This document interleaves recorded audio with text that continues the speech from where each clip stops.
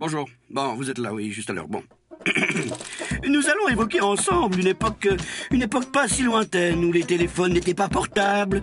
Une époque sans mail, mais avec du courrier, en vrai, en papier. Et dans ma rédaction, la rédaction de ce beau journal de bande dessinée, il y en a du papier. Papier qu'il faut classer. Et ça, c'est le boulot de... Enfin, le travail de... Oui, bon, normalement, ce doit être fait par...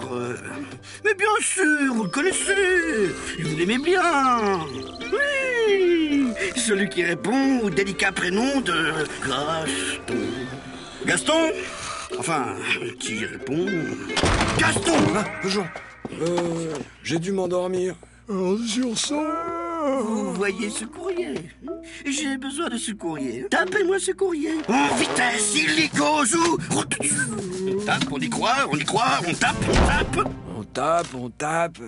On se taperait bien une petite sieste plutôt, oui. Pas compliqué. 2 poulies, le petit fil de nylon presque invisible mais bien costaud. Parfois, le sommeil ne tient qu'à un fil. Floss. 2 heures plus tard. Oui, on y croit. Gaston, c'est fini ces siestes sur votre machine. Enfin, lui. Les devins, lui, ou quoi? Enfin. Ah, Gaston et ses siestes. Mais ne croyez pas que le gars Gaston rechigne systématiquement à l'ouvrage, car vouloir échapper au travail demande parfois un sacré boulot. Gaston? M'énerve. Depuis une semaine, je le vois arriver le matin, et puis disparu de toute la journée, introuvable. Il ne réapparaît que le soir. Ah, c'est toujours à l'heure pour s'en aller. Vaguement vu traîner vers la documentation. La salle de documentation. Il a insisté pour tout ranger lui-même. Il a dit ça. Ouais, ça se confirme. Note, on voit bien qu'il s'en occupe. Regarde, ici il a aménagé un petit escalier. Oui, magnifique. Très bien. Vue imprenable sur une montagne de papier. Chut. Silence et recueillement. Nous passons actuellement sous une voûte magnifique de pur style roman. Un ouvrage exceptionnel qui demande autant... Armand. Sauf si c'est de cet ouvrage-là précisément dont tu as besoin. Ouais, bon, effectivement. Là, regarde. Tu serais curieux de savoir où ça nous conduit. Incroyable. Ce passage débouche sur une vaste galerie. Oh, le boulot. Attends.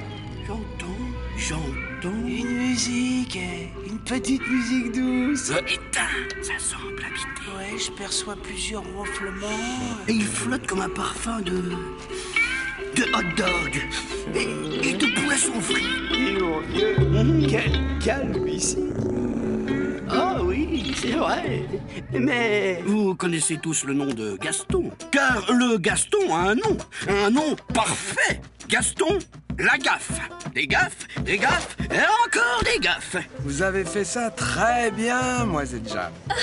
C'est votre idée qui était géniale, monsieur Gaston. Ah, moi, je connais un chaton qui va avoir une surprise. Oui.